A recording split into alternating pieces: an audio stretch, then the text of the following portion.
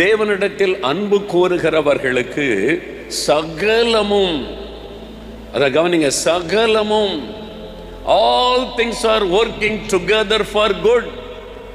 சகலமும் நன்மைக்கு ஏதுவாய் நடக்கிறது. இன்றைக்கு தோல்வி, இன்றைக்கு ஏமாற்றம், இன்றைக்கு நஷ்டம், இன்றைக்கு பாடுகள், இன்றைக்கு வியாதி, இன்றைக்கு உபத்திரவம், இன்றைக்கு நெருக்கம், முடிவு எப்படி இருக்குமோ அப்படின்னு கலங்குறீங்களா? ஆண்டவர் வாக்கு கொடுக்கிறார், என் மகனே, என் மகளே, இன்றைக்கு நடந்து கொண்டிருக்கிற காரியத்தை குறித்து சொந்து போகாது. சகலமும் நன்மைக்கு ஏதுவாய் நடக்கிறது. முடிவு நன்மையாயிருக்கும், முடிவு வெற்றியாயிருக்கும், முடிவு ஆசீர்வாதமாயிருக்கும், முடிவு மேன்மையாக இருக்கும். சகலமும் நன்மைக்கு ஏதுவாய் நடக்கிறது. All things are working together for good those who love the Lord. நீங்க ஆண்டவரை நேசிக்கிறீங்களா?